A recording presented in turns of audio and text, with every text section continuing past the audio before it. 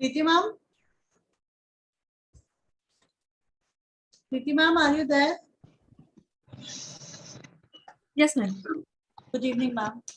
Good evening. Yes, but once you start, I'll make you the host again because I was just setting up the YouTube, so I have reclaimed the host. Once you start, once I start, you'll be the host. Okay, thank you.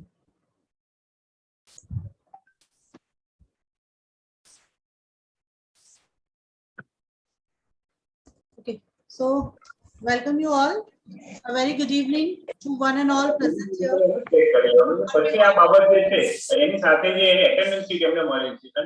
Participants, kindly mute yourself.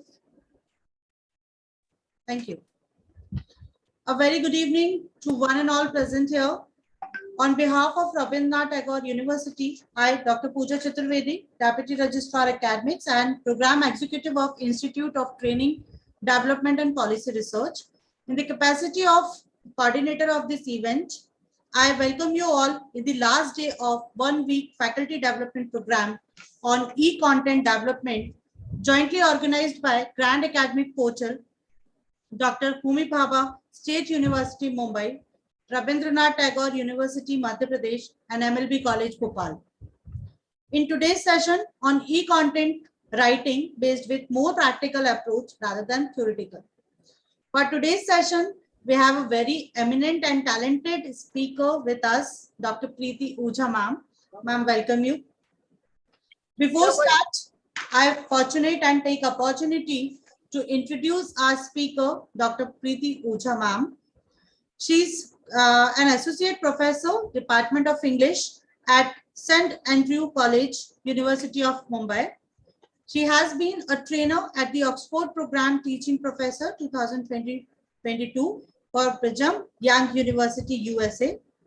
She has completed the postdoc in ICI Fellowship on Religion and Culture in Asia, sponsored by the University of Hong Kong.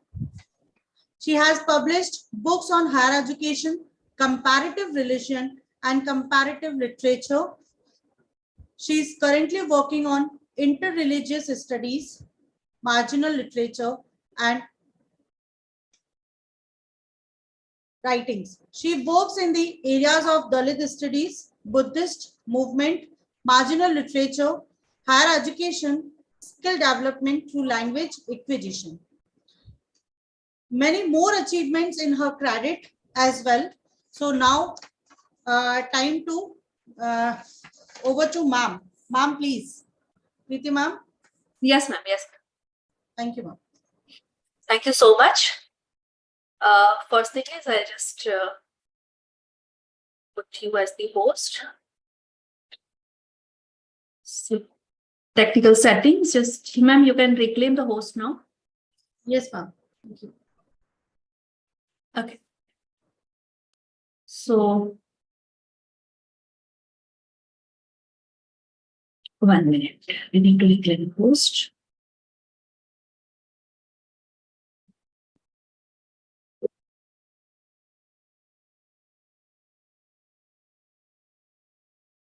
Done. You are the host now, ma'am. So please manage.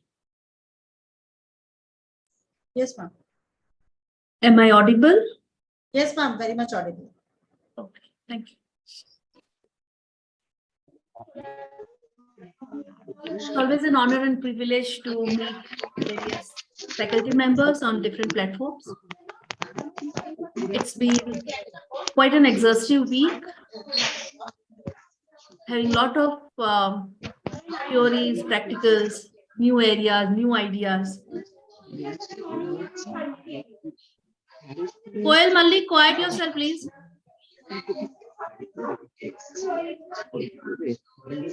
Malik ma'am, kindly mute yourself. Koel ma'am.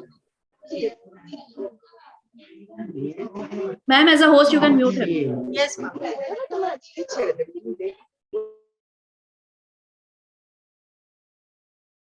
So today is the day when we are all going to talk about some really personal aspects of e-content development.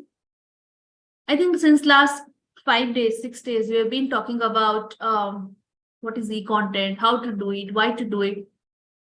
But as we look at it, for all of us, e-content development, or maybe the word e-content, has a very short history, very recent history, because we all have suddenly woken up from a kind of a bad dream or a slumber when we were forced to deal with it during our online teaching learning. And during that period, our life is totally changed. Our life is permanently altered.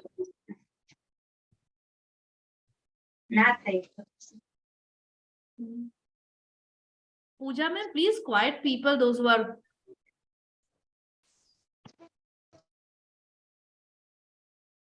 So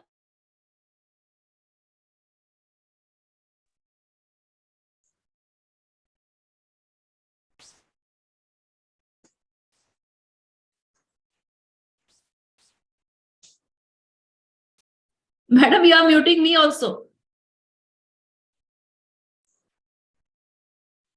Yes, Do ma'am. you hear You continue. Yes, ma'am.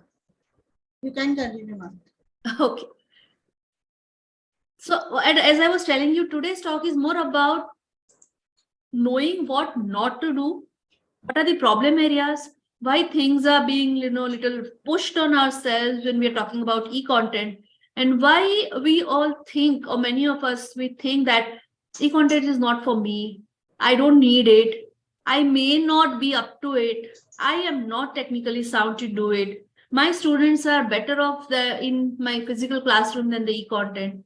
So all these, mental blocks, all these kind of kind of mind blocks. We are going to talk about it one after the other today in our little deliberation. So my today's talk will be divided in two parts. First part, I'm going to talk about what exactly we do when we say we want to create something in e-content. Second part of my talk is more about we as a researcher. So after creating all this e-content, like yesterday's talk, day before's talk, we have analyzed that today when we look at anyone, we get any name, we get any topic, our first reaction, the reflexes are changed today. Our first reaction comes in the form of Google it, find it online presence. So all these things put together, we have to learn a very, very strong, learning together that how to improve or how to establish our online presence as a researcher. So that will be the second part of my day. Just sharing something on the screen. I'll continue with the help of the PPT. Let me just check it out. Madam, do you have my screen? Yes, ma'am. Visible.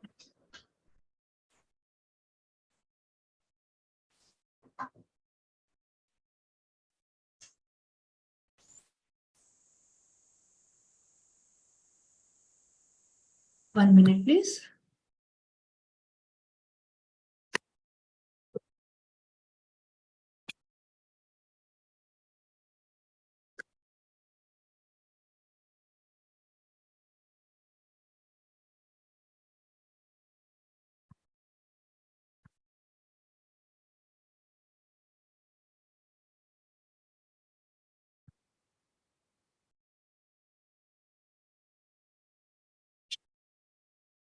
Is my screen there? Yes, ma'am. It is visible. And full screen mode or still? Yes, ma'am. It is visible perfectly. Okay, great. So as I was talking about today, this is about demystifying e-content writing. A lot of things have been told about content, e-content. So today's talk will be more about the first word is content and how to make it e-content.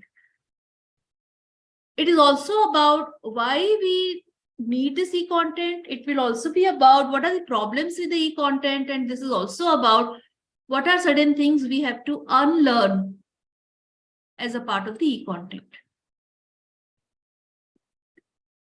Is my slide changing, Pooja ma'am? Yes, ma'am. Okay. Showing e-content slide. Yes. So now things will be sorted because sometimes it doesn't change. Okay. Yes. So what do we mean by e-content? created and distributed electronically, often through the internet or other digital means. Now, this is another very first kind of a mystery, kind of a myth, is that I need internet connection. I need a very strong internet on my phone or on my laptop or on my desktop if I want to create the e-content. This is a myth number one. We don't do that. We don't need that. Okay, we are going to talk about it in particular. After that, we say what are the e-content. It is not only about the course notes or something. If you put something in the form of articles, blog spots, social media posts, videos, podcast, ebooks, online courses, all this, kind of content, when you come across, this is about e-content. And it is mainly popular due to the convenience and accessibility, ability to reach a large and diverse audience and quickly and easily. So when we say e-content, it is not only about the online course, it is also about your social media post, it is also about your blog post, it is also about your podcast, somewhere you are putting something with reference to the e-content. When we look at this as a part of a little bit of history, because right now I said we have come across this word e-content just maybe 2-3 years back, just because of the COVID and lockdown. But actually content we have come across in 1960s and 70s, and it was known as the computer-based training. So CBT used mainframe computers to deliver training programs. Mainly it was restricted to the military personnel and to some extent in the corporate settings. When in 90s we came across www, that's a World Wide Web, we made it possible to deliver content in the educational institution also. So University of Illinois in 1993 was the first one to start something called the online course, and it was called Engineering Online. So that means it is not a new process. It has been, existing in various campuses since almost 1993. Since then, it has become an integral part of education, right from K-12 to higher education. So this is a history which is not so recent. Maybe we have quite a few, quite a substantial period in which we have been dealing with e-content as a part of education. Now, let me just stop this here and let me just ask you. I've got 40 participants here. Want to know just one reason, if at all, you have some mind block, some hesitation, some fear, some stress, some kind of a not so very conviction in yourself, that why you can't create an e-content. Just one line. You can unmute yourself. You can, put it in the chat box. Tell me, what is stopping you from creating online content? What is stopping you from dealing with the e-content? What are the major reasons? Ma'am, allow them to unmute if possible. What are the major reasons?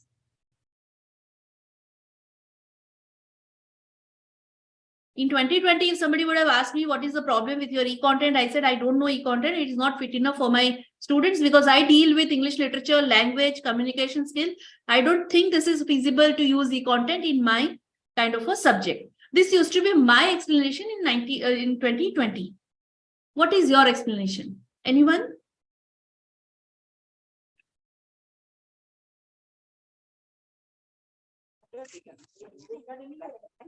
Anyone?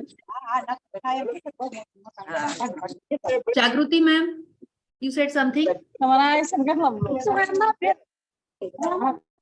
Hello. Yes, ma'am. Yes, ma'am.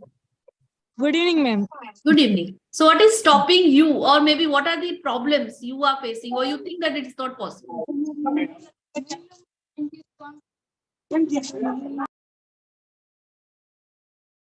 Anyone?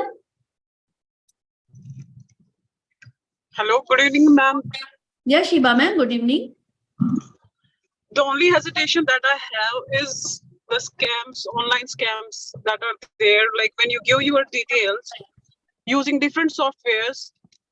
So always it's a hesitation if I'm on the right platform or not. That is the only hesitation that I'm having, whether to develop my e-content or course to go online or not. That is the Very, only very concern. important. We all are still dealing with a lot of cyber security issues, and that is also making us a little bit uneasy to go online with certain area. Yes, very true. Anyone else?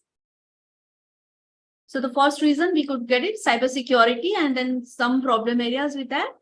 We don't feel safe to be online at times. Yes. Anyone else?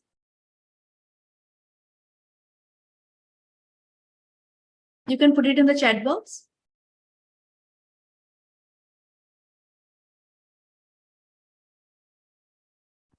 That means, I guess, everyone is either completely agreeing that they are competent enough to be dealing with the e-content. I would like to believe that 100% success for our program. Very good. But in even between the time, if you feel like writing something in the chat box, please do that. Going back to my slides. Hello. Yes, ma'am. I feel whenever we are talking about e-content, there is always how much we should present. How much you and should? How much should be done in talking and how much should be in presentation. Okay. So basically, when we are teaching offline, it is a very easy concept. Okay, you go on talking and you are presenting yourself. But when it comes to e-presentation, the limitation becomes a very difficult task. Where to stop and where to draw the line. That is always a difficulty. Where to stop? Okay. Yes. I mean, you feel that this is so much abundance that we can't decide where to start and where to stop. Yes. Exactly. Correct. Correct. Yes. Yes. Yes. I agree. I'm getting something here. Virtual classes from higher education is safe. Okay. Anyone else writing something? Yes, I do agree that internet is a monster. If we don't control it, it will control it somehow. And that is also one of the biggest fears in lot of teachers, lot of educators, that how to start, where to start, and the main problem is where to end. Okay, with these little bit hesitations, issues, let us go back to this thing and then let us see how we feel about, or maybe what are the important myths. Pooja ma'am, is my screen there? Yes, ma'am. Okay.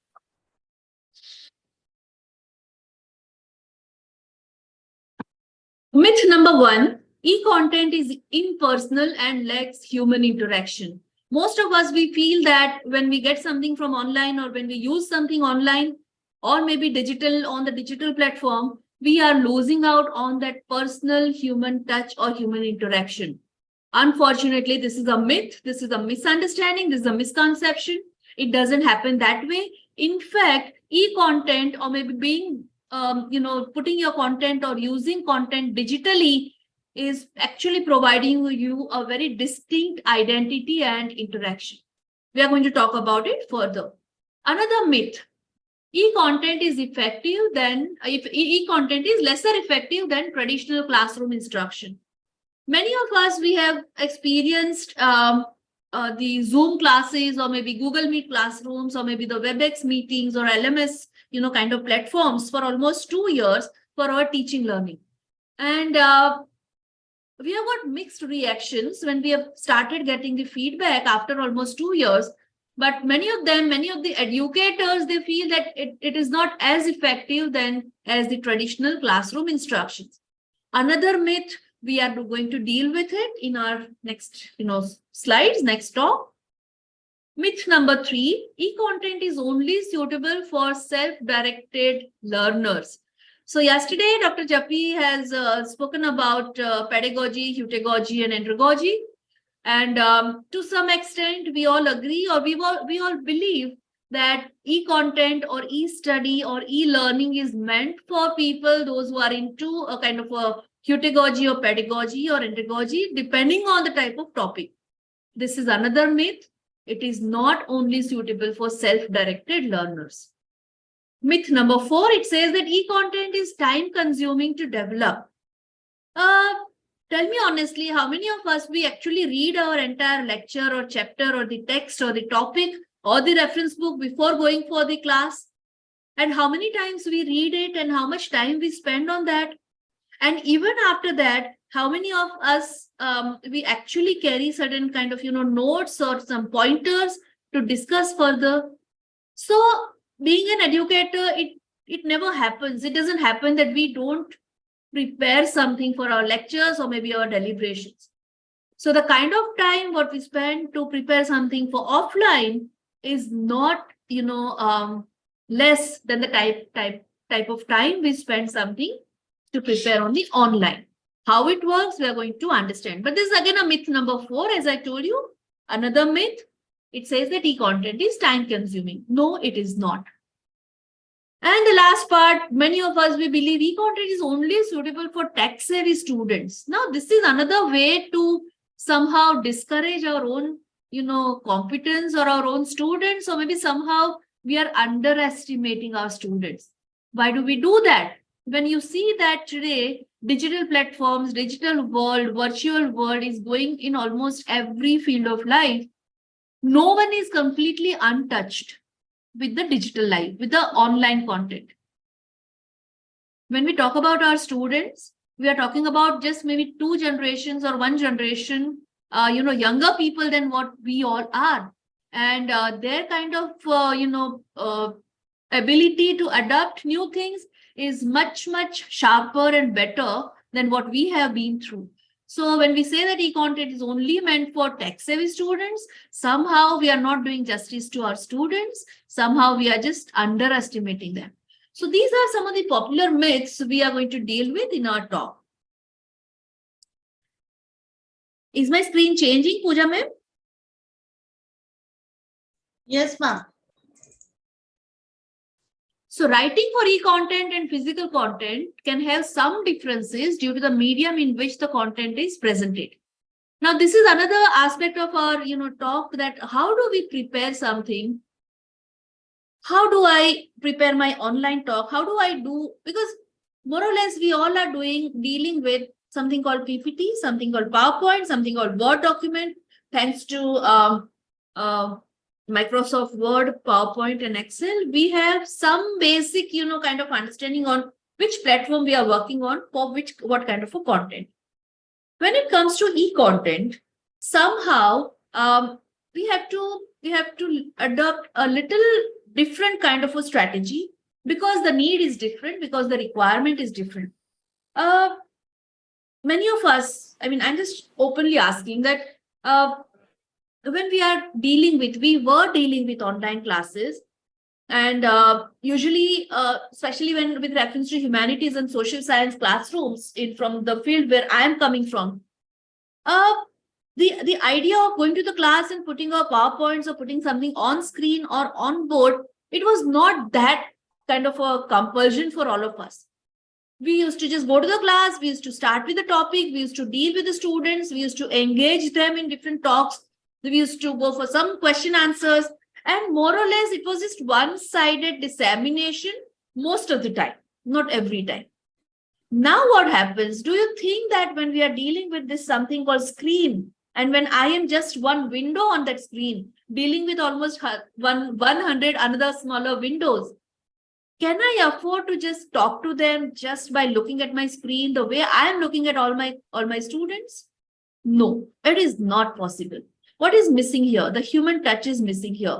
When we are missing on that human touch, we have to come up with certain new strategies to deal with it. I am dealing with something in complete blind unless I actually ask them to open the videos and then those windows become live in front of me. Right now, the way I'm dealing with you all, it is a complete blind. I don't know who is on the other side of my screen. In that case, I just cannot take it for granted that yes, whatever I'm talking to you right now, it is totally being, processed. My communication is totally being, reached, or maybe it is being used. No, I cannot do that. I cannot completely assume that. So what do? I have a very strong medium. I have a very strong support in my hand that is called audio visual medium. So just by going through the online version, just by going through the e-content, I have got something very strong and solid in my support that is called audio visual medium. When I say audio visual medium, now today with this kind of FDPs, we are actually exploring the possibilities or maybe how to maximize this one particular medium, which is coming to our help, that is called audio visual medium. So when we are dealing with digital lectures, digital talk or the e-content, we are dealing with another dimension. When I say another dimension, it is not 1D or 2D. Now I'm talking about the third dimension. This is audio visual, which was not there earlier in my physical classroom when I was talking to my students one-on-one or maybe physically, looking at them, maintaining eye contact, looking at their body language, waiting for their feedback, and then changing my talk accordingly. That part is cut off from this. But what has come to my rescue, what has come to my support is something called audio visual medium. Online FDP on e-content development is just making you stronger on how to deal with this added dimension, that is the audio visual medium, to support our talk when we go for the digital content. Then we need to understand that what are the changes we have to make, what are the differences which we do in online content development or maybe the offline content delivery. Let us see what are the areas we are talking about.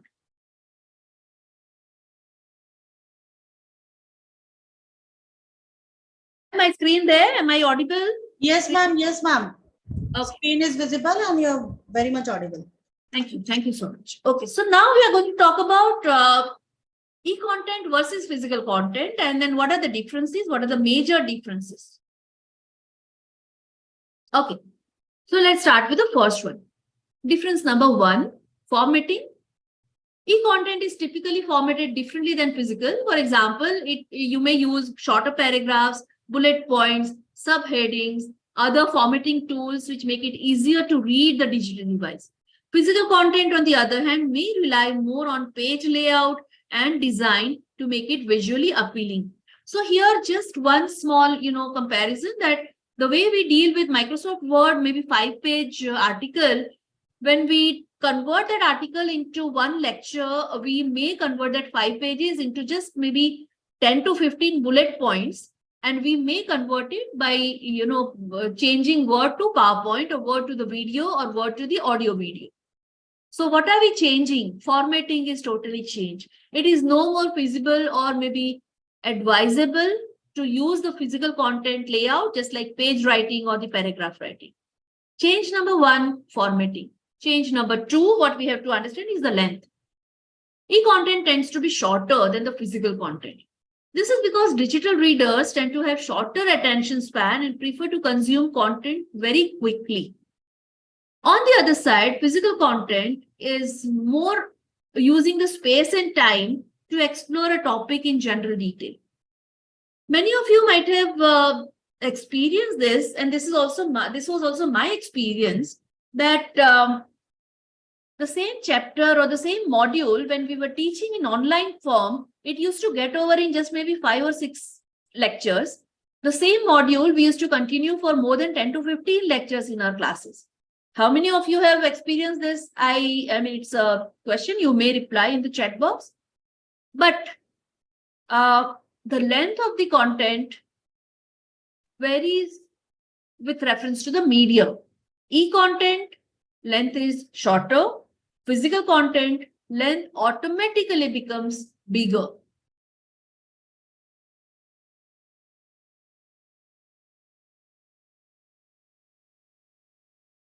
Ma'am, audible, visible?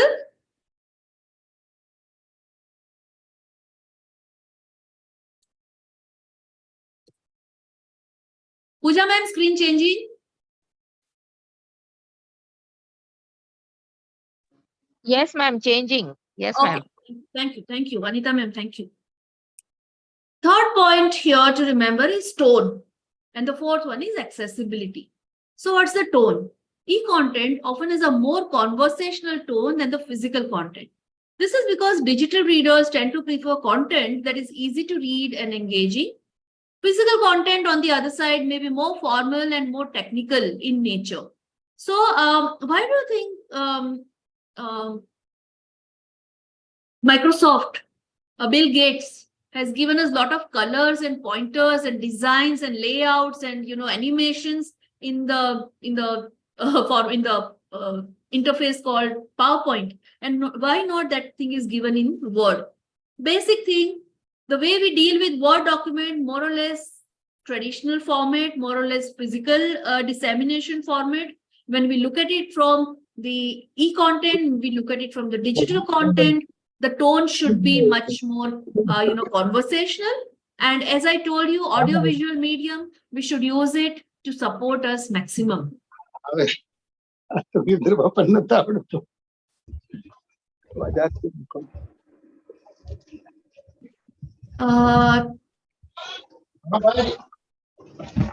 Pooja ma'am, please mute them.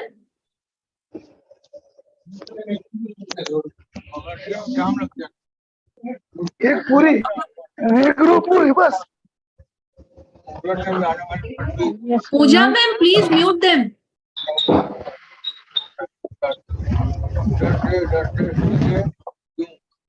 हमारे एक meeting चल रही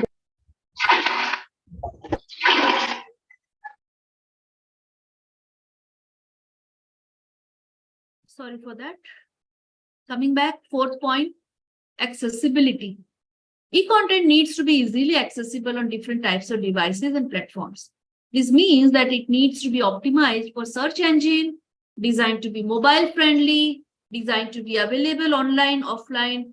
Physical content does not have these same requirements. So when we are dealing with physical content,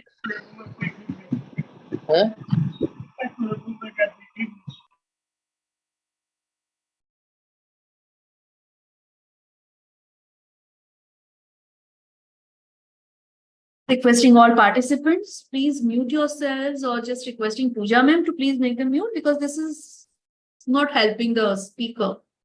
This is breaking our flow of thought.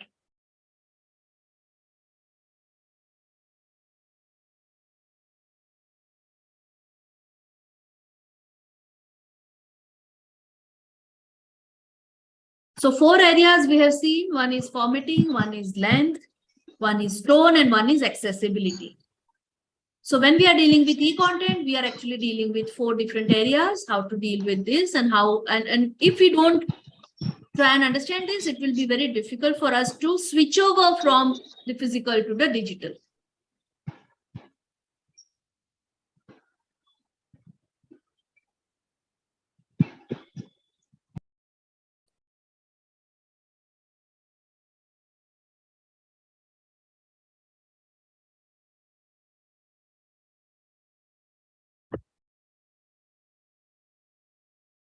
So with that kind of thing in mind, next point comes to us is the challenges and problems that the creator of the e-content face.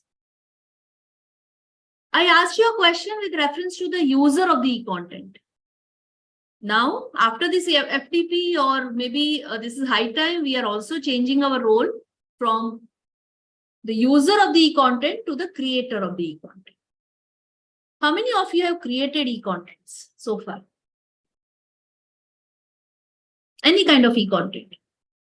Everyone, I guess. What kind of e-content you have created? Just put it on the box. Please put something in the box. What kind of e-content is already created? YouTube lectures. Okay. Then? Can I speak? Yes. Since I'm driving, I cannot, write the text. Yes, please. I have developed a dictionary of my native language with the University of Chicago, and that is also an e-content. Okay. So that is being used by my What is students. the format? What is the format? It's a website. It's available on the website. Okay, yeah. Okay, great. So I'm getting answers. Thank you, Shiva ma'am. Okay, thank you. I'm getting answers, online lectures through Google Meet. Have you documented it? Because now my question is very specific. How many of you have created the content. Dr. Mahendra sir, when you say online lectures through Google Meet, you are just engaging yourself through the e-content. You are not creating the e-content. Once you create that Google Meet, you put it in the documents, you archive it, and then after you are not using that Google Meet, after that batch, if somebody else is able to use that, then you may say that this is also e-content. If that is done, good enough. Shalini ma'am says YouTube. Yes. Any other e-content anyone created? YouTube lectures, then? Anyone has just made some PPTs and put it on some online formats, online things? Like SlideShare or the Scribe or something like that? Dr. Rajesh is saying video lectures for students. But what is the platform you use, Rajesh sir? SlideShare, yes, PPTs, Zoom. Okay, so this is another catch here. Say for example, right now we all are using that platform Zoom. I am delivering a lecture by using my own e-content which I have created. What do I call e-content? My PPTs which I am sharing right now. This is my e-content. My content created in the e-format. After the Zoom, if I don't have access to the recording and if I don't put it somewhere which it can be archived, do you think it can be considered as an e-content development? No, it is not in development. We are just engaging through e-content. So this is a basic difference. Many of us are just, using it, maybe knowledge dissemination, information partition, but we are not creating the e-content. Please remember, creation of the e-content should have some kind of a backup, should have some kind of a recall, and we are going to talk about it very strongly in my second part of the talk today.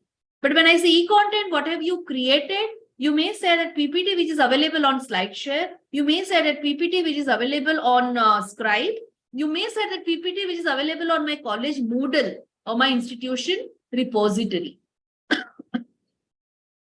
Rajesh sir is saying they have recorded the lecture, sent to students through link. Yes, whenever you have the kind of dissemination which is tracked, dissemination which is recalled or archived somewhere.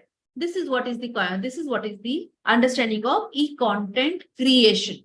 So we are talking about e-content from the 3 points. First one is the engagement. Somebody is using it, somebody is disseminating it. We are just using it as a channel to pass some kind of a message, which is usually a lecture. That is not e-content development. Many of us are e-content creators, but we are not using it to just archive it. So we may use it and we may forget it. We don't even look back what has happened to that content which was created somewhere. Here I would like to talk about, I think Ms. Shiba ma'am has actually put that word, that we don't feel secure. I'm going to talk about 2 important aspects here. One is called your digital footprint. Another thing is called your digital shadow. So how to increase the footprint and how to decrease the shadow, we are going to talk about it. But first thing, please understand, as a e-content creator, you have to have some kind of a backup somewhere where your content is available. If it doesn't happen that way, we are not e-content creators. We are just using e-content as a part of the maybe dissemination. So this is another clarity I wanted you all to have it.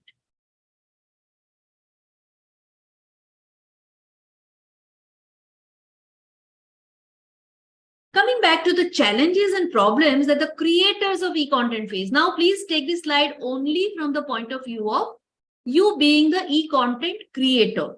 Okay, so what happens when we try and create the content? First one, quality control. Very, very important part when we are dealing with the e-content when it comes to the quality control. What happens? Do you think that we are all comfortable with the kind of a quality which we are putting on the... Many of us are still not comfortable because we don't have conviction in our kind of content which we have created. Second problem, technology requirements. We have had some really wonderful lectures and sessions to help us to understand what kind of technology is available to all of us. Maybe free, maybe with little bit of payment, maybe a little bit of subscription. but there is a lot of things happening with reference to technology. Problem faced by the creator. Number 3 is intellectual property issues. Why do we talk about it? What do we mean by intellectual property issues? Because the moment you create something, see, this is where you need to understand that why we are talking about the creation point of view. Mean by intellectual property? Anyone else? Because we have been talking about the IPR and patents and all.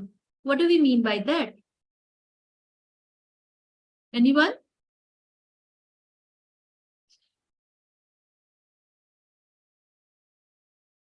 Anyone?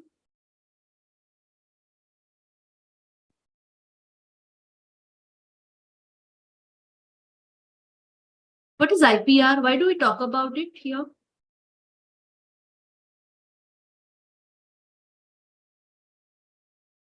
Can anyone explain this? Why do we talk about IPR here?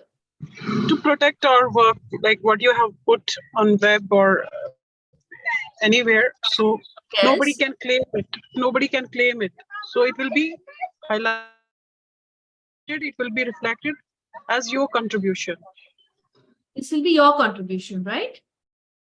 So how many of us are actually sure that what I'm doing is only my contribution?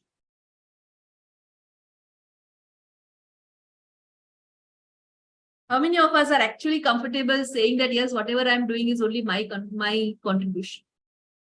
That is another problem. Because we have been very comfortable using the guidebooks or the textbooks or the reference books, but then we have never realized to give any references, to any citation, to give any credit, to give any acknowledgement, because that was never a part of the physical knowledge dissemination or information dissemination. The moment it comes to e-content, the moment it comes to online, the moment it comes to open domain, we are all talking about intellectual property, right? And that is rightfully, concerned. It should be our concern because we can choose anybody's content and make it our own. Updating content, very, very important. Technology's change is very fast. So the e-content or the video or the audio or the PPT or the talk, which was prepared in 2020, may not stand completely true today because the technologies change, subjects changing. It's so dynamic. So how many of us we actually update our videos, update our lectures, or try and do it? Another issue when we are into full-fledged e-content creation. Accessibility. Yesterday also we spoke about in Dr. Jaffrey's lecture that even after creating the audio, video, lectures, or maybe PPTs, or maybe something online, where to put it? How to make it accessible? How to reach out? It's not feasible for us to put everything in the WhatsApp or maybe the YouTube or maybe the Facebook. There needs to be some really responsible platforms, because then the very first problem area what Shiba ma'am has actually addressed is we don't feel safe going online. That also happens when we talk about the accessibility. So if I create this PPT, where do I put it to make it accessible to the right kind of audience? And who is the right kind of audience for me? My students, my fellow colleagues, my fellow, professors, teachers. So this is another issue when we are into e-content creation. And the last one is audience engagement. Many of us are still not able to quantify the kind of engagement we have generated with reference to the audience. Of course, when you say YouTube has the likes and the viewerships, when you say that your LMS has the kind of traffic, we can actually count. Your website has actually the number of visitors we can count. But the audience engagement, that is just number. The kind of direct feedback, audience engagement, the way we enjoy in our classrooms, this is something always remains a big challenge for all of us when we are dealing with the e-content creation. Right now also it makes difference for all of us when we are talking about it together in one room, and right now we are looking at our own screen and then we don't know how the other person is giving response or feedback. We even don't know whether the other person is there or no. So this is another issue we are dealing with in our audience engagement when we talk about. Yes.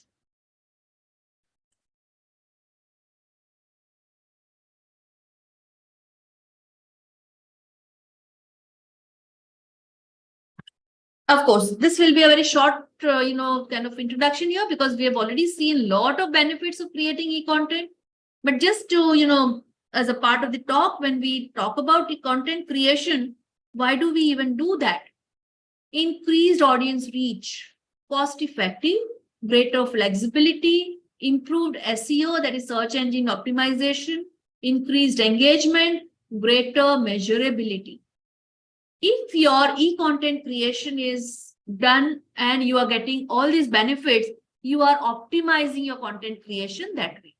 So when very quickly, when we look at it, increased audience reach, we all know that my PPT meant for my classroom, when I put it somewhere on the open platform, the reach is 1,000 times more. There is no, it's very easy for us to understand.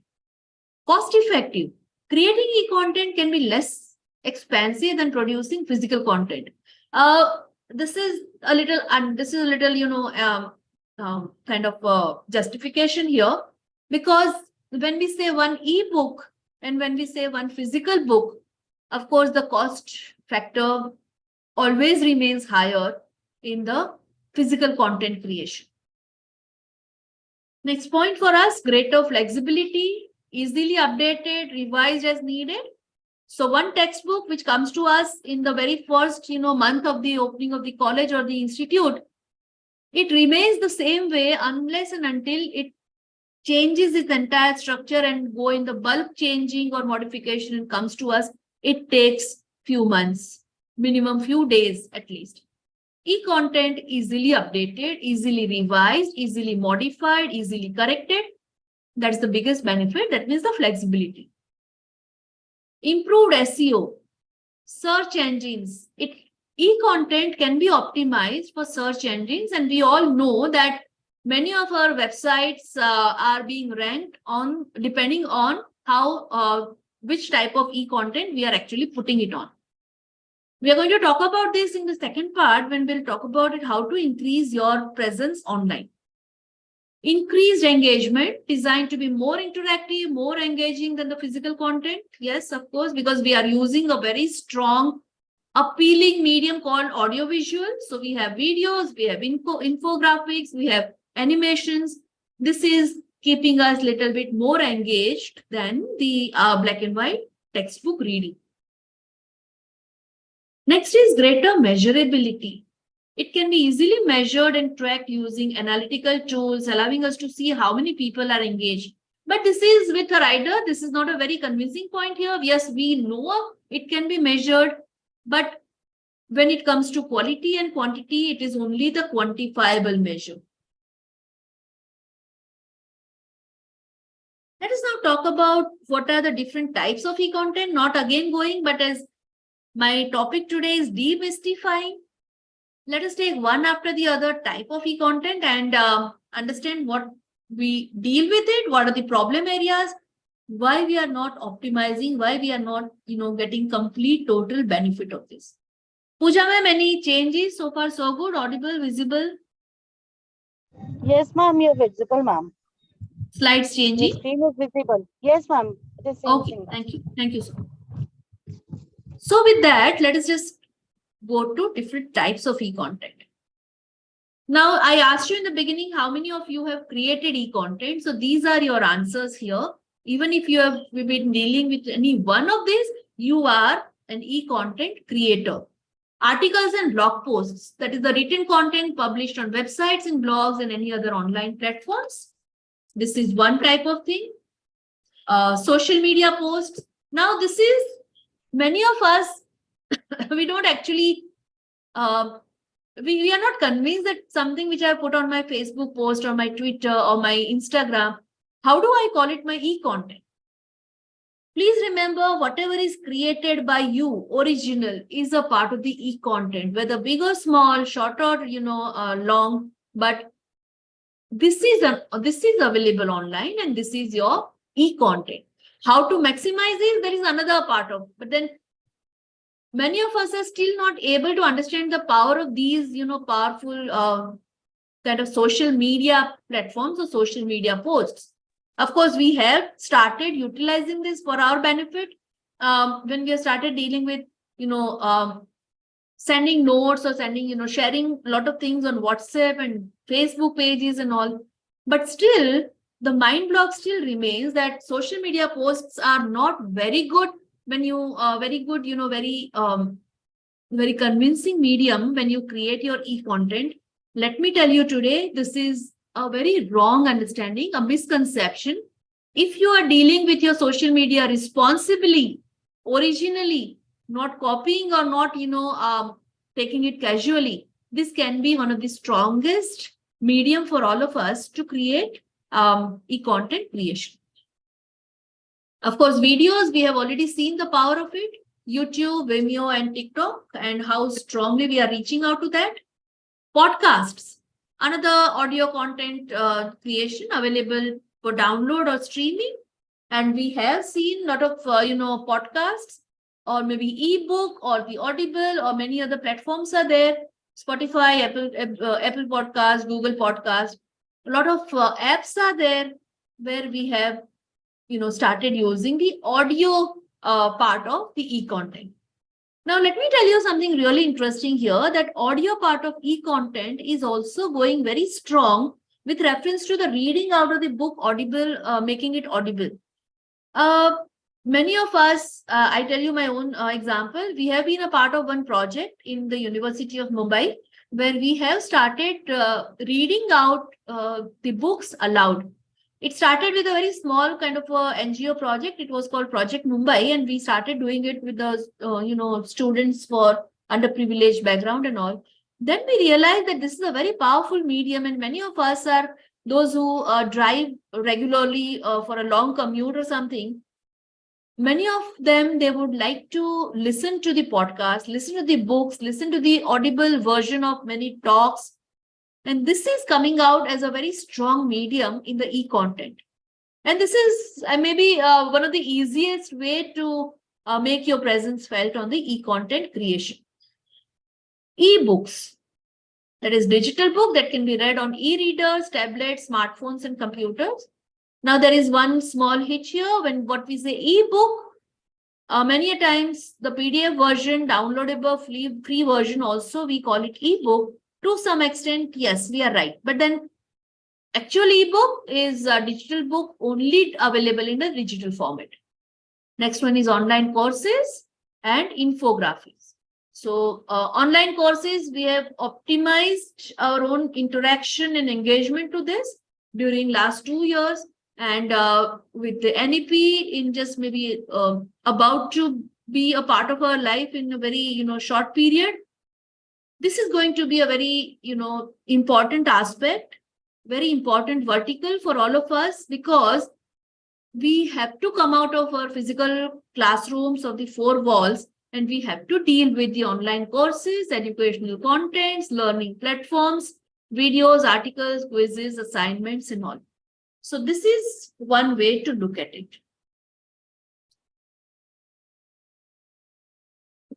Another way to look at it, what do we call the digital content, online content? It is a written content that can include blog posts. It is a multimedia content. It is also called interactive content. It is social media content, email marketing content, online course and training content, games and gamification content, virtual reality and augmented reality. Now, we actually don't understand that why we are putting game and email marketing and social media and everything here. Because being a teacher, somehow our focus is only on the teaching, learning, pedagogy, educational content. That is not true. That is not right. Many of us, we have seen the power of Facebook. We have seen the power of email marketing. We have seen the power of individual, business, online business. That means when you're talking about the e-content creation, of course, you are learning it as a teacher, but it is not limiting you as a teacher. It should not be limited to your profile as a teacher, because there are a number of other areas where e-content is actually helping you.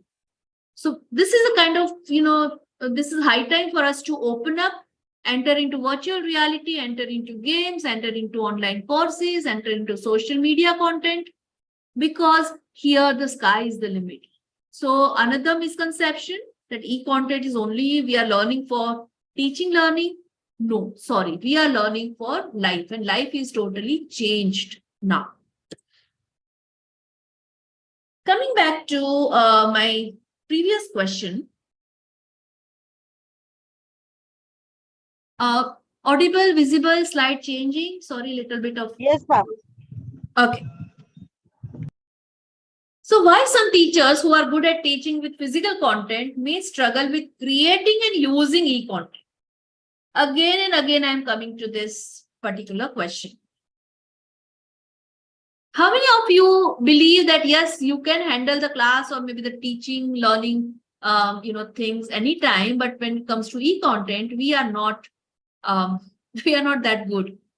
Yes, Dr. Mahendra Singh is telling technological phobia. Okay, yes. Anyone else? Can anyone answer this?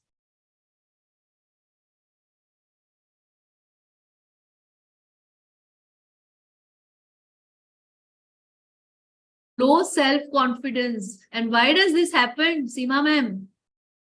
Students are presently absent to face Sometimes camera. people feel like that, madam.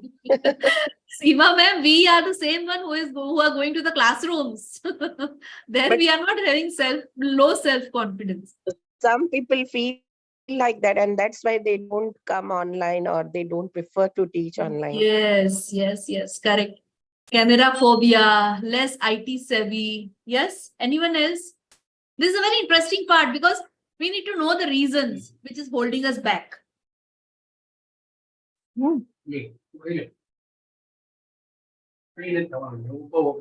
खा ना निराते खा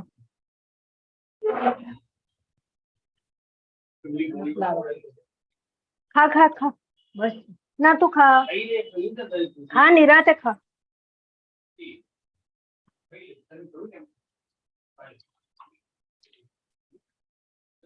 Again, some participants. Sukanya ma'am, your mic is going automatic on.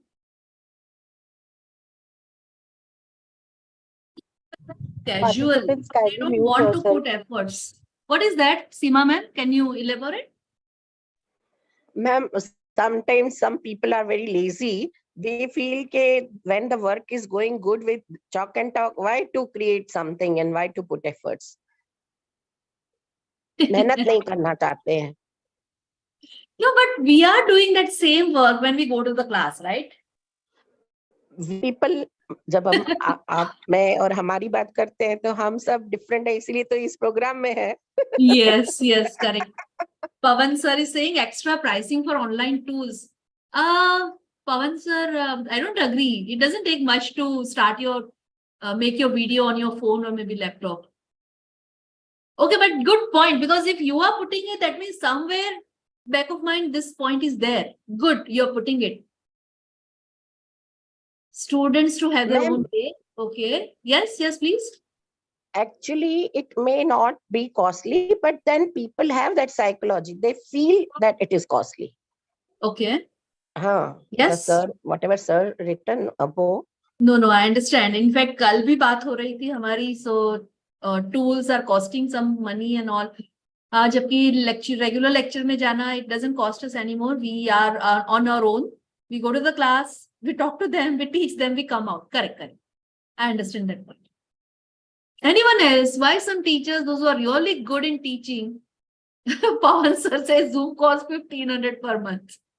Yes, Pawan sir, that is costly. Correct. Correct, sir. You are justifying your point. I agree. Hello, can I speak? Yes, of course. Yeah, I have just one, you can say, observation. When, the student-teacher relationship, it's just like a parenting. Like you are molding your teachers by your, human touch. So teaching is something that cannot be compared with the technology. Teaching is something that you have to understand your students like your kids. Okay. So this is the part, this is the, psychological, connect with your student that is missing in, using these technology. when I teach my students in physical mode, so I get very good feedback from them. There's a portal in our system, in our university. So they have to give, which is confidential, they give their feedback. Yes. So when it is in physical mode, they give a very good physical, a very good feedback. Okay. But when we use these gadgets, like when we use these PPT presentations and other things, so where student feel the teacher is dependent on the technology, rather than he will himself or herself create something interesting and motivate us for learning in a physical mode, he is himself dependent on PowerPoint presentation and other things. So that time, this is my observation, you don't get good feedback from the students. I may be wrong. Yes, I do agree, ma'am. And then So what I have observed. No, I understand. And Sure. then here in the chat box also, we are getting something really, very interesting, very personalized kind of comments that yes, infrastructure is not, it is holding you back, electricity problem, network problem. But my point is, there are two aspects of it. Again, Pawan sir is writing, online mode cannot completely replace offline mode. It's a great support as we have observed in COVID period. But Pawan sir, this is another reason that why we all are here to upgrade our skills today. We all are talking about how to, how to optimize that particular skill. That means somewhere down the line, we all have agreed that we are not going back to 100%, physical mode. This has to be there in our life, and how to convert it into our own kind of expertise, or how to excel in that area. Yes. So we need to be compatible. Yes, I do agree. But what I'm talking about is, please look at it after today's lecture. My request is just look at it from two different perspectives. So when you say e-content, look at it as a consumer, look at it as a creator, and look at it as a disseminator. So we all are having three different roles when we are dealing with the e-content. We usually start as a consumer. We all start as a consumer, no wonder. Yes. But now we are upgrading to being a creator. And somewhere down the line, we have also been the disseminator. Somebody else's video, somebody else is using, and we are, giving proper credit, of course, but we are using that. We are reaching out to our student. Now, after this FDP, this is high time for all of us to be in the active role of e-content creator. And how will that help? That will also help you in making your online presence as a researcher very strong, your online presence as a teacher very strong. And this is something which, I want you to little focus on. So with this note, that try and put your concentration more on creation aspect, and try and work on the conflict areas, try and work on the, weak areas, which is holding you back from creating. Now go total, complete conviction and go and try and create. Unless you do that, you will not be, upgrading yourself from either the consumer or the disseminator. 90% of our teachers, when they were forced to use that e-content or maybe the online courses, they were just the disseminator. Kisi ek ka video hai, kisi ek ke class mein hai, kisi ek ka PPT hai, kisi ek ke class. We have not created much during that time. This is time for us to be actively engaged into creation of the e-content. So with this little bit note, let us go back to the question that why some really good teachers are Preeti not. ma'am, Yes, ma'am. sorry to disturb you in between, but I must say you are from English literature or Yes. literature, but you are a good marketer. Thank you so much. And all of us, to everybody, I'm addressing this to everybody. See, Preeti ma'am is indirectly telling us to create our courses. Yes, and we are all waiting for you to give it on the Gap Academy. I am marketing openly. Yes. Good, ma'am, good. Thank you, ma'am. Thank you for that comment.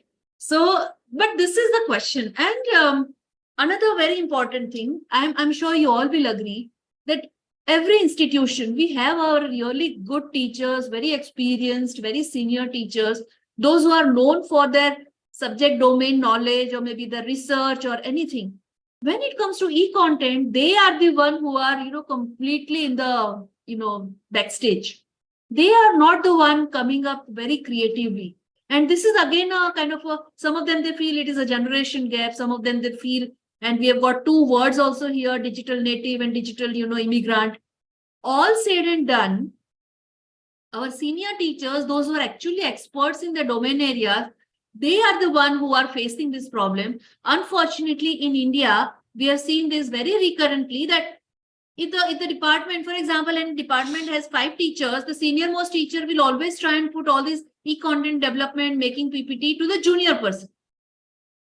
Very, very recurrently, very regularly, we have seen this, that this is, mere se nahi hoga, I don't understand, aap karke aa jao, the physical lecture hoga, I will be there to talk about. Even today, in last maybe 2 years, even in the, Grand Academic Portal conferences and programs, the more senior faculty we have called, the more they are into talking to us directly, even in the online form, or they are more into reading from the paper in the online form. And they are the bestest of the best in their fields, very renowned names. When it comes to creating something, indulging into creation, they are not there. How many of you agree with my point? You may disagree, but this is my consistent observation. You may put it in the chat box. Is this right? I mean, more senior person, more he is, a little hesitant to go into that. Yes. So, and then we are missing out from that. See, it is not only about that person, it is about the department, it is about the institution, that we are missing out on that, their expertise. So it is all the more reason for us to put it as a kind of a ecosystem in the colleges and the institutions where they don't hesitate. That they should have proper conviction in that they can easily switch over between physical and e-content. So this is something which I wanted your attention, that if you find some senior teachers, maybe with your kind of newly acquired skills, you may take them along and start creating your e-content. So why some teachers who are good at teaching with physical content may struggle with creating and using e-content? Lot of answers I could make, and then these are some of the prominent answers I am putting here in front of you. So the first part, what it says is that lack of technical skills. Of course, we all have experienced it. Our generation people are always little bit skeptical, even to set our own phone, or maybe we buy some new phone, we go to our own children, those who are young, or maybe our students, that, "Arey, ye mujhe format karna hai, ye nahi ho raha hai, this is not happening." We always fall back on our younger people. So some teachers may not feel comfortable with these tools. Problem number 2, difficulty in adapting to new technologies. As many of you have rightly said that when we are dealing with e-content creation, yes, technology is at the core, and we have to have some comfort level to deal with the technology. Unless we get it, we will not be able to create something on that. Limited experience with e-learning. Now here, e-content use, e-content creation. Now I am using one more word here, that is called e-learning. So many of our senior teachers, as I am again telling, that they have extensive experience in teaching in physical room. But when it comes to e-learning, they have their own limited experience. This also makes it difficult for them to indulge into a very active online environment. Different teaching styles. Another problem with those who say that, no, I don't want to use e-content. I am happy with going to my class. Why do they do that? Because teaching in a physical class and teaching in online class are two different approaches, two different techniques. Some teachers may be more comfortable with one and the other may find it challenging. But when I say some teachers, I invariably go to the senior teachers, those who are, not using technology for all these years, and suddenly they were forced to jump into that. So they are not able to perform well when it comes to this. So it doesn't, it is not that they don't have domain knowledge. It is never a question for their expertise. It is just that the kind of adaptability, the kind of compatibility is little less. And limited resources, many of you have already put that, the access to multimedia tools, access to software and platforms. Many of the institutions, especially in India, remote areas, rural areas, semi-rural areas, institutions are still not having that kind of an access. Yes. So with due acknowledgement of the problem areas, as a teacher, there are several skills that are required to generate e-content for education. Now we are coming to the very core aspect. Why do we all do this FTP? Because we want to generate content for education in the e-format. So what do we need for that? We need certain specific skills. So how do we start with that? 6 skills are identified here. Knowledge of educational content. Why do I start with this? Because this is the basic bare minimum requirement to be a teacher. Correct? This is there with everyone. This is there. Unless it is there, we are not, we are not calling ourselves as a teacher. Okay. Meanwhile, I am getting some message. Let me just go through. Vaibhav sir is saying Premier Institute in India. Just a minute. Got its young teachers to create e-content in large number. Okay.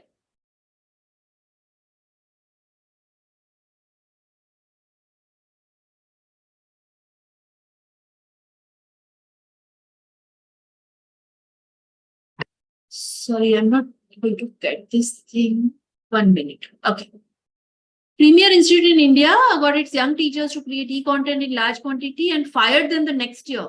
They still use the e-content prepared by these junior teachers. Totally unethical, totally unacceptable as a teacher. But sir, of course, this is really unfortunate, but we are not dealing with that. Let us be little positive on our attitude. These are all dirty practices. Of course, it is happening. I do agree and acknowledge your point, but sir, it doesn't stop us from being, compatible teacher who can create the content. I do agree, sir, with your point. And yes, we have come across certain, institutions. Technology obsoletes very soon. One learner, one tool. By the time another tool emerges, diminishes older one. Free tools harming a lot as one gets comfortable. I am reading from the chat box. I would I like to try and connect with those questions if possible. And yes, it is like apne पैरों पे खुद ही कुल्हाड़ी मारना. Seema ma'am. Yes, ma'am. Mr. Kothari ने जो लिखा मैं उसी पे ही कुछ लिख रही हूँ. No, I understand. को रहता है कि ऑनलाइन आप क्रिएट करते जाओ कंटेंट, तो जैसे सर ने कहा कि पीपल वर फायर्ड, तो सारा कुछ वीडियो रिकॉर्डिंग्स हो जाते, तो हमारी जॉब्स की कोई जरूरत ही नहीं रहती. तो थोड़ा बहुत ये भी है सच. Madam, इसका answer I will give you in my second talk, that even in our all institutions we have 2 extremes. When our LMS was there, no, I would like to give this, that 2 extremes. LMS jab hua tha, Zoom based LMS, the idea was to record the video. So some teachers were not comfortable with the recording because ye sare jo fears the, the apprehensions the. Some teachers were very happy about the recording and they use those recordings in their own favor. I'll be talking about it extensively in my second part of it, ma'am. Seema ma'am. Yes, ma'am, I agree. But yes, whatever sir said, वो भी गलत नहीं है. You are right. yes. I do agree. But so, ma'am, you know what? We at Grand Academic Portal, we think that challenges are there, but we have a lot of solutions for you. So we are here to show you some solutions with your problems. Ma'am, please don't take me otherwise. मैं किसी को online content create करने के लिए वो negatively थोड़ा नहीं कह रही हूँ. Sorry. No, you can tell that, but I have better reasons to answer. That's why I replied. No, I understand, ma'am. And in fact, good that you said that. In fact, good that it has come out in public, because many of us are not even ready to say this out in public. What people will think about me. But good you said that. And good that you put it for, general discussion. I'll be talking about it extensively and how to use this in our favor, how to use this particular feature and how to use it in our favor. I'm going to talk about it, ma'am. Can I go back to my Yeah. point right now? Yes, yes, ma'am. Yes. Sorry. So as a teacher, first thing is, of course, we do have a knowledge of educational content. Otherwise, hum teacher nahi hote. Strong writing skills. This is one thing which I have seen that even many of the engineering, technology, and science background teachers, they have started doing it. Professors from accounts department, mathematics departments, where usually they are not much into writing, they have started creating their scripts. So this is one skill which you need to little bit, sharpen if you want to create your online digital content. Familiarity with multimedia tools, you should have knowledge of e-learning platforms, ability to adopt to new technology, and understanding instructional design. 6 days of FDP, we have spoken about all 6 areas so far, and I'm happy to say that we have given you enough content on e-learning platforms, multimedia tools, new technologies. So this FDP has actually made you completely ready to go out and completely get engaged into creation. So after knowing those skills, let us just see that what are the online platforms used for e-content delivery and distribution? Because एक बार create तो कर दिया, उसके बाद क्या? Should we limit it to our college? Should we limit it to our own Facebook profile? Or we should go for multiple delivery, multiple distribution? Seema ma'am, to some extent, I am also trying to answer this question of yours. Or maybe just not a question, but of course, it's a concern. Yes. Again, in the chat box, I'm getting something. Dr. Mahendra Singh saying the teacher becomes jobless very soon.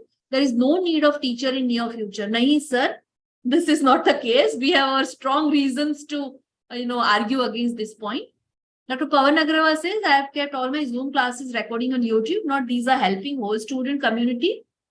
But many of the centers, so keeping content online saves your knowledge, which is useful for student of future. It is so interesting to get two contradictory views even in the same chat box. And I'm happy that we are dealing with this kind of a debate here. Pawan sir, I'll be using your point or your comment in my further talks. So what are the platforms? Now here, I am actually convinced that yes, I have created an e-content. Now what do I do with that? Let us just see that. Okay. Let me just tell you very honestly, whatever grievances, whatever kind of apprehensions, whatever mind blocks, whatever negativity, we have started using all these things in last 5 years, or maybe mainly in last 2 years. So we cannot go back. There is no U-turn now. Either you accept it and prepare for it and then go ahead with a lot of conviction, or you just try and, stumble upon this regular daily this thing, because there is no U-turn. This is a universal fact today, globally accepted fact of the educational life. There is no U-turn. There won't be any 100% physical classroom anymore in the future. So where do we use? What are the platforms? Learning management systems, LMS, MOOCs, massive open online courses. We have been using that, of course.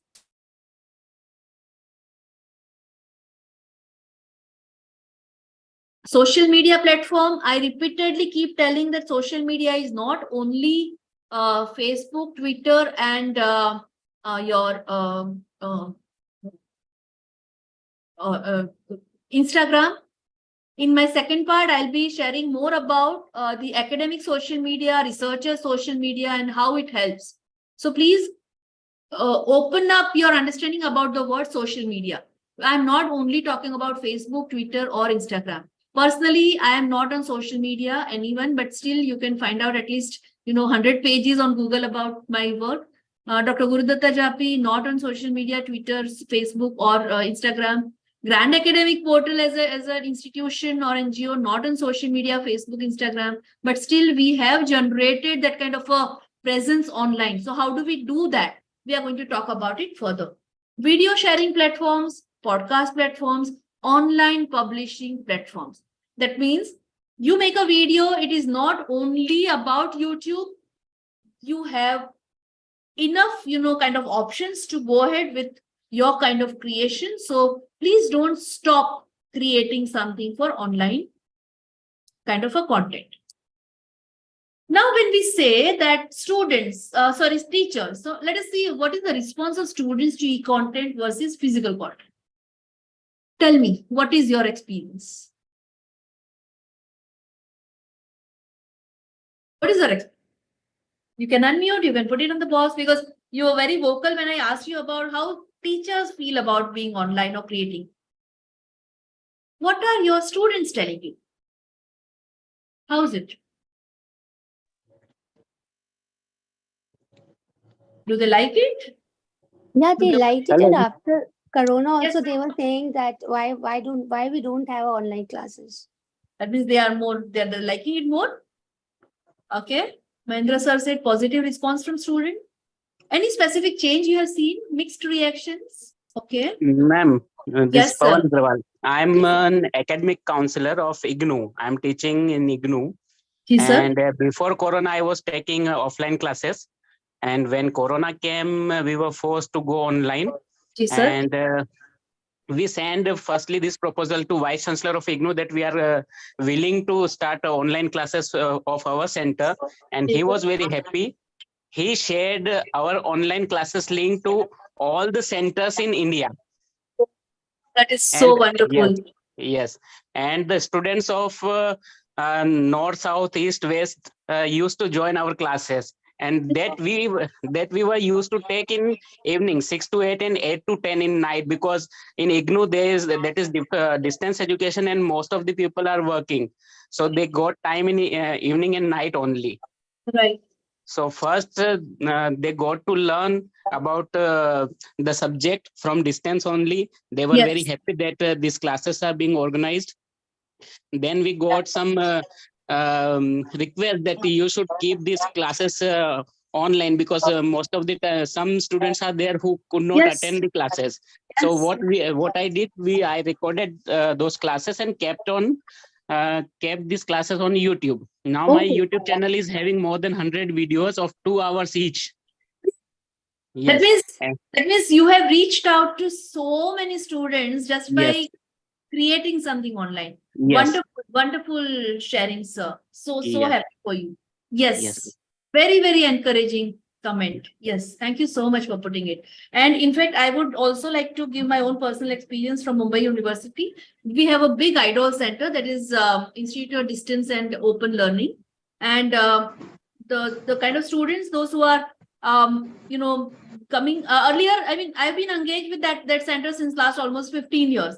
And as you have rightly said, that IGNOU, just like IGNOU, we used to have PCP lectures only on Saturdays and Sundays. So that was the kind of students used to come.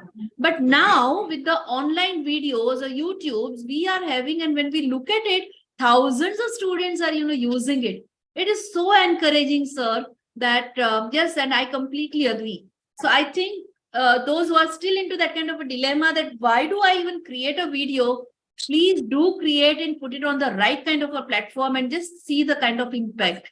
Because we are also going to talk about the impact analysis in some time. How do we go ahead with this? So with this very encouraging words from sir, and then let me just go back to my slide. So I was asking you about your students. How do your students find it? And as we have discussed that students are very happy about it, this is also the positivity with which we are engaging with our young students. Pooja ma'am, please mute those people, those who are. Pooja ma'am? Yes, ma'am. Just a minute, ma'am. Participants, kindly mute yourself.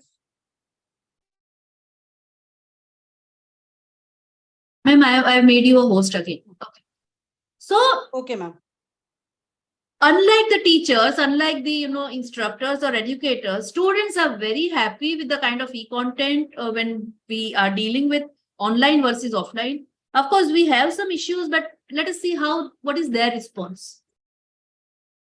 Some students may prefer e-content because it allows them to learn at their own pace. One of the most important characteristic of millennials and Gen Z students, when we are talking about Generation X, Generation Y, and then now millennials, and even millennial is a obsolete word now.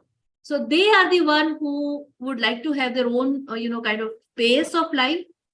On the other hand, some of them, they like to go for physical content because it allows them to take notes and highlight important information. But let me tell you one thing, this number is coming down, and many of them, those who are relying totally on the teacher, is not very, kind of a very acceptable form. Even with the teacher in the class, they do have their own support system, which is completely online. And ultimately, the effectiveness of e-content versus physical content, it depends on the specific learning objective. So with that, let us see what do we deal with in the learning objective here. See, I'm not telling you something new. I'm trying to compile the already existing things together. So with what kind of learning objective we are going ahead with creating e-content? Please remember, now my focus is only about the creation of the e-content. So what should be the learning objective for all of us? Number one, enhancing student engagement and motivation. Please tell me how many of you have faced that, kind of a experience or faced that situation where after the corona, students are not ready to come for the offline classes. They are not feeling engaged in the class. They find it very boring. They find it very non-appealing, non-motivating. How many of you have felt that? You can put it on the chat box. I have felt that. In our institutions and colleges, students are not ready to come for the physical classes because it is no more engaging, it is no more motivating. Because now what happens? We have given them, what do we have given them? Please remember, now by creating e-content, we have given them a very stimulating kind of an environment. What do I mean by stimulating? They have a habit of looking at the website, looking at the slides, looking at the videos, looking at the pointers. When we don't offer that in the classroom, they come to the class for all the masti in the campus, except the teaching learning. आपको पता है teaching learning कहाँ होता है? Again, they go back to the YouTube videos. It's a very sad state of affair, we say, but I see it as a changing state of affair. I don't call it a sad state. They come to the campus for some kind of, campus social life. They fall back on e-content and, kind of videos, audios when it comes to the study. Please do not forget from where do they study. They no more study from the guidebook or the notes or something. They study from the PPTs. They study from the Scribe. They study from the SlideShare. They study from other online platforms. So please remember that they are coming to the class, but we need to provide enhancing engagement and motivation. Another requirement for us, learning objective, as I have put it here, improving access to course material. When we say course material, earlier we used to have 2 or 3 books or maybe textbooks and teachers' notes that was enough for them to write the answer, passing the exam. Now things are changing. Course materials are also being, created at par. Promotive active learning, fostering critical thinking and problem solving, assessing student learning outcome, providing personalized feedback and support. It looks more like we are preparing for NAAC criteria 3, 4, 5, but it is not, because this has become the life.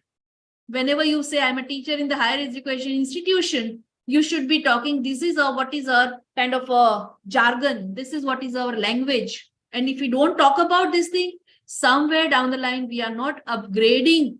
We might not be fitting into the new system. Yes.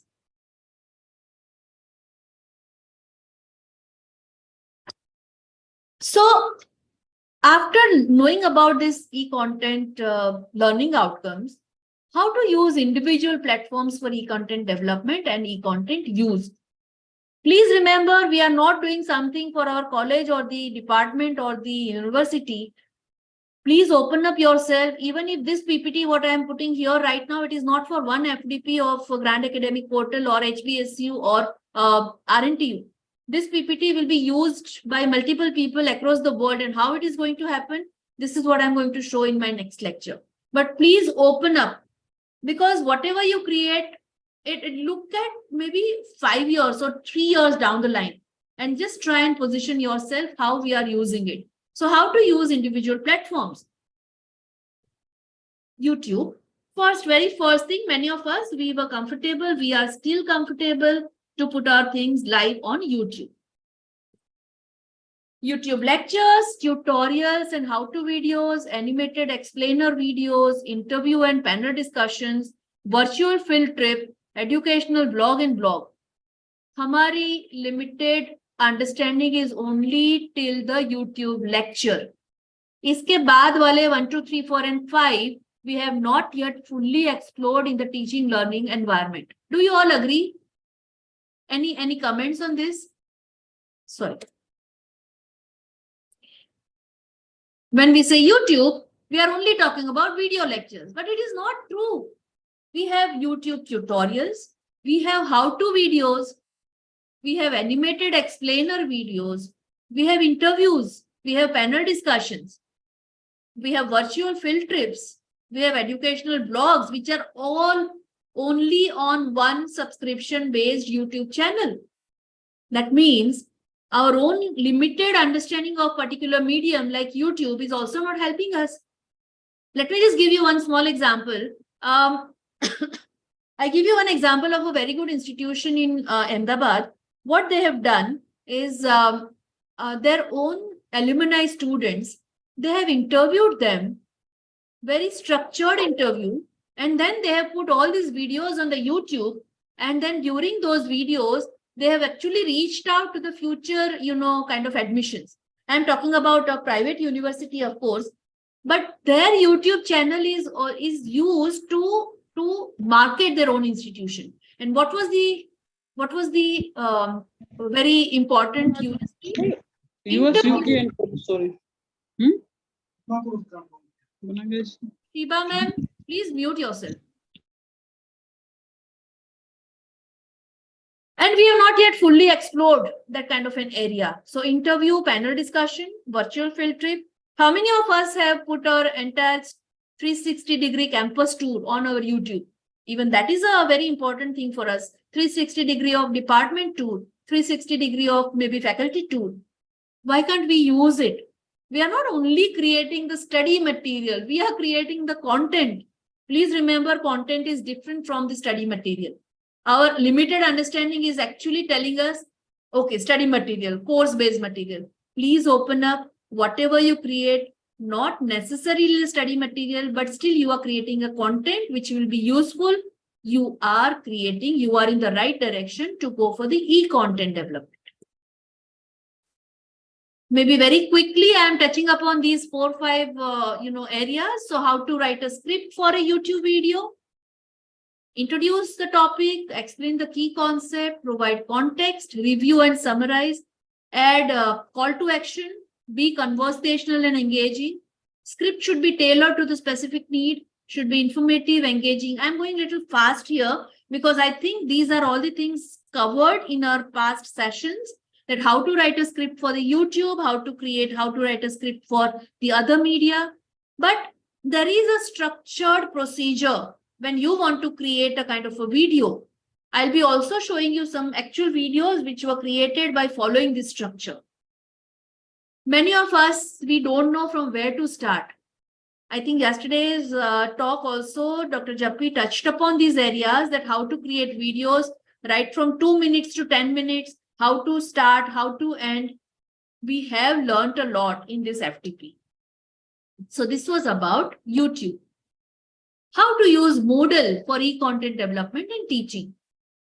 Many of the institutions, colleges, departments, and universities, they have their own Moodle server. So it is a modular object-oriented dynamic learning environment. That's the full form. And this is a limited, when we say Moodle, it is a limited access kind of an e-content platform. Most of the institutes are keeping it limited to their students, but invariably students being students, they share all these things. But again, it can be used as a very good institutional repository. So how do we do that? Determine the learning objective, choose the appropriate format, multimedia, e-content, interactive activities, and accessibility. Let me give you a small example. In our institutions, universities, and colleges, those who have Moodle, The server is it is available on the college website. That means we don't have to hire any other platform. It is available in the college server is used for that. What do we include? We have categorized as per the departments. So BA, BCom, BSc, Engineering Technology. So first year engineering, we have past year's papers, we have PPTs, we have syllabus, we have teachers' notes. That means this is also opening up the institutional repository. So use of Moodle, another kind of e-content development tool. Another thing is blog, how to create e-content for your blog. Now, blog is a very open kind of a platform. It can be institutional blog, it can be department blog, it can be your own blog. And blogging is a very interactive activity. It is also very kind of a self-satisfying activity for the youngsters, because if no one is there to listen to you, you write something and put it online on the blog and you start getting responses. Of course, this is a little bit of a kind of a irresponsible behavior, but what I'm talking about is this is a platform which gives rise to lot of individuality, lot of expressions, and it gives you a kind of a platform. What do we do when we want to create a blog or use a blog? Set clear expectations, provide prompts, encourage peer feedback, use blogs for assessment or maybe multimedia, and monitor student engagement. Please let me tell you one thing, that each platform requires at least 2 hours of training, but it is not feasible in my limited time. So I'm just touching upon some important areas. After talking about the YouTube and Moodle and blog, let us talk about the generic term, that is the LMS, Learning Management System. Now, why we are talking about LMS? Because LMS, we have understood only from the college perspective or this university perspective. हमने कभी active interest नहीं लिया that college is providing us what kind of a LMS. Do we have a choice in asking for the LMS? Do we have a say in changing the LMS? Because many of us, we do not even understand the kind of a span or kind of a possibility of the LMS, Learning Management System. So very quickly, let us just see what do we mean by the LMS. Open source LMS. I mean, this is about a complete list of the LMS. Free to use, can be customized to suit. Cloud-based LMS. During the lockdown period for the online classes, many of the institutions have gone for the cloud-based LMS. So अगर आपकी college में और university में Google meet या तो Webex या तो Zoom oriented classrooms लिया गया था, that means you have used cloud-based LMS. Most of the institutes, usually they do it. Blackboards and Schoology, these are two very prominent cloud-based LMS. Apart from whatever you have been using is the Google Meet and Zoom and others. So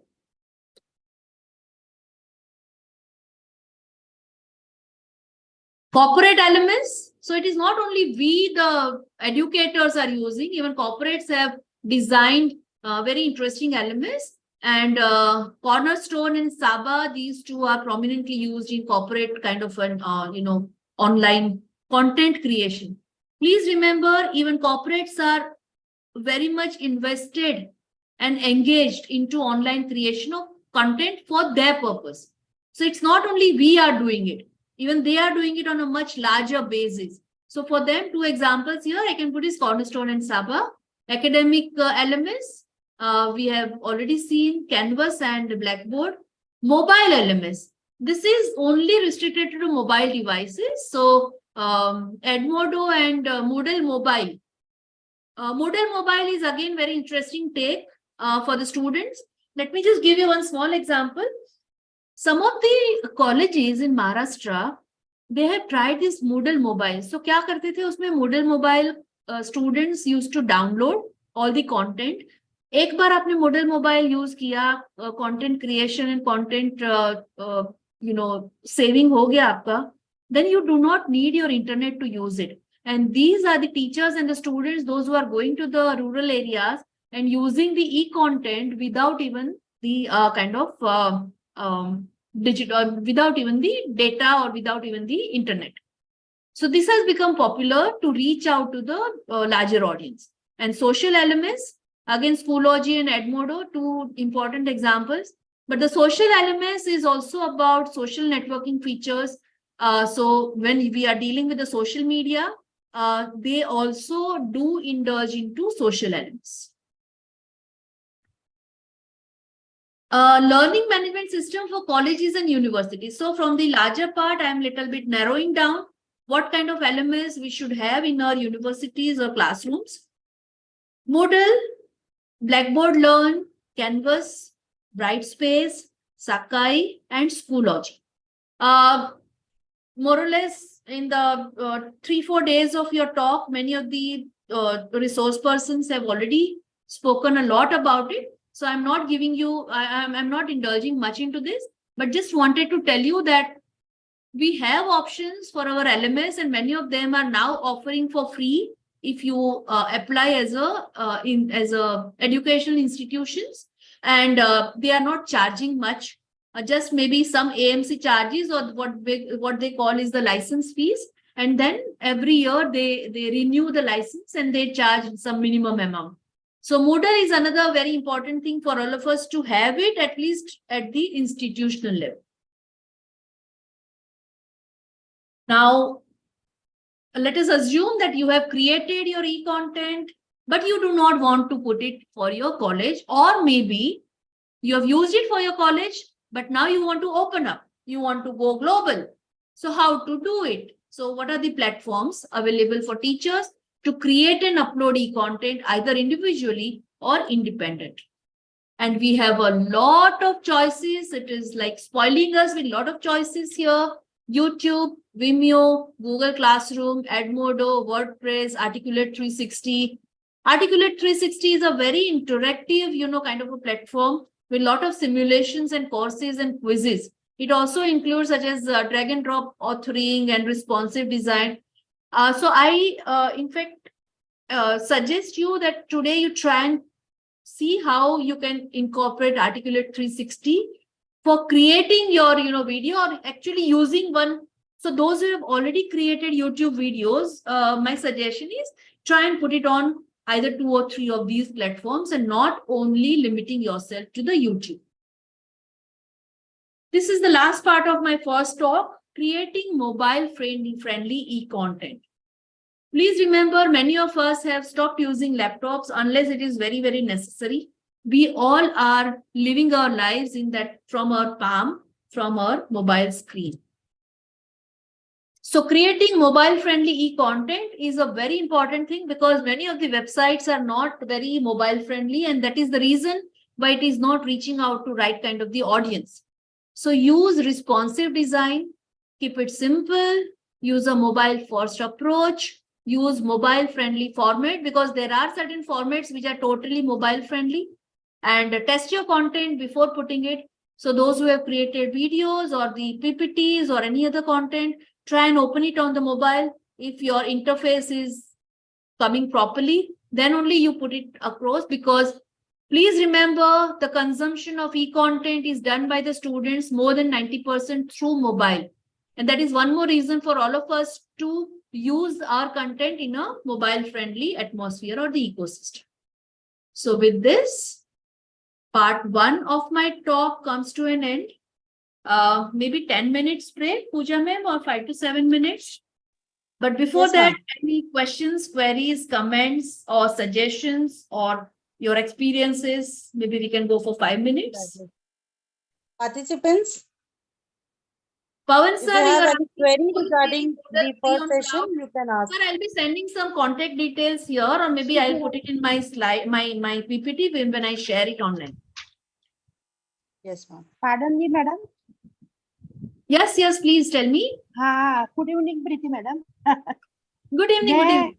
हाँ, मैं कुछ ऐसा बोलना चाहती हूँ कि आप बोल रहे ई कंटेंट बराबर है, बहुत अच्छी बात है, लेकिन जब कोरोना के बाद आफ्टर कोरोना हमने ये ऑफलाइन गूगल मीट थ्रू चालू किए थे, लेकिन आपने जो पहले बोला ना कि रिमोट एरियाज है, ट्राइबल एरियाज है, तो वहाँ हमारी कॉलेज, तो जो मोबाइल और जो बच्चे आते हैं ना, वो भी बीपीएल मतलब बिलो पॉवर्टी लाइन वाले या फिर मिडिल क्लास के, लोअर मिडिल क्लास के, तो वो एफर्ट नहीं कर सकते हैं मोबाइल डिटेक्ट मनी भी, तो थोड़ा दिक्कत होता है। वैसे आर्ट्स स्टूडेंट, आर्ट्स फैकल्टी वो सब है, कॉमर्स के थोड़े, तो इसके लिए हमको क्या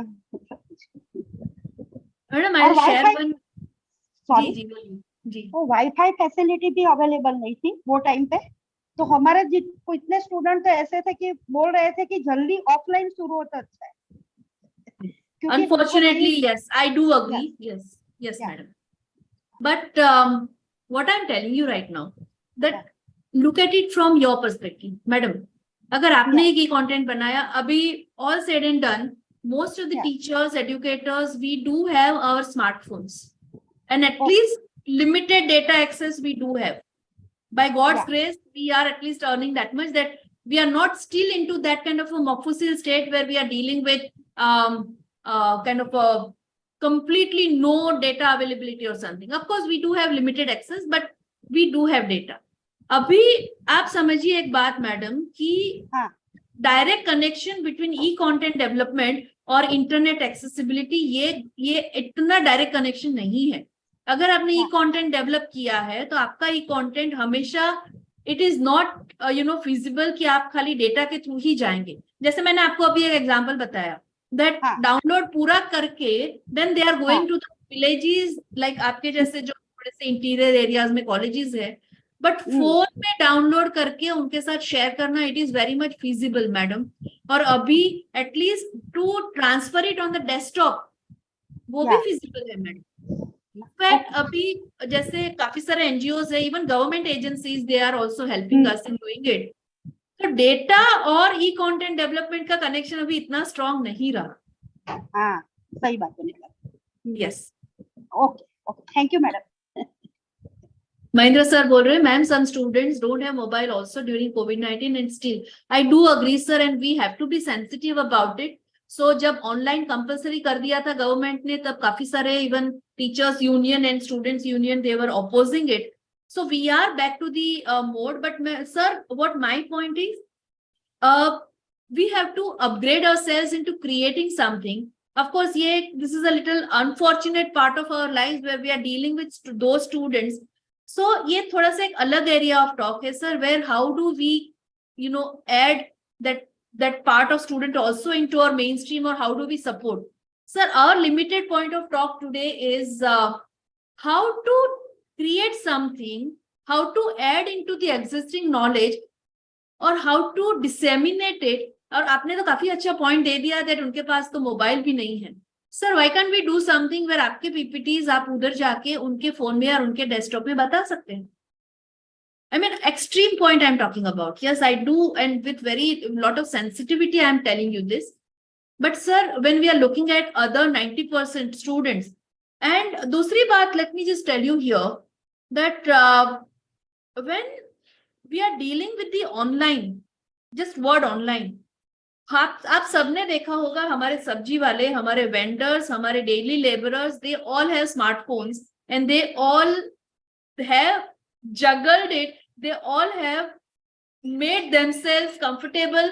नेम ढूंढ सकते हैं, मैसेजेस ढूंढ सकते हैं, वीडियो ढूंढ सकते हैं और एंजॉय कर सकते हैं। Do you agree? Yes, I'm sure you all agree. That means the consumption of e-content is not limited to like those who are educated and those who are college pass and all. No, in fact, this is our time to use our e-content to reach out to them, because उनको class में लाने की जरूरत नहीं है। One video can be opened by a semi-literate or illiterate person, those who is selling vegetable on the है कि नहीं video, YouTube video, they are all very fond of TikTok and YouTube. So my point is to capture this for our own benefit. So thank you so much. We have 10 minutes time. Pooja ma'am? Yes, ma'am. Yes, ma'am. And my second part of lecture will be how to make your online presence strong. It will be more individualistic in nature. So thank you. See you in 10 minutes. Thank you. Okay, thank you, ma'am.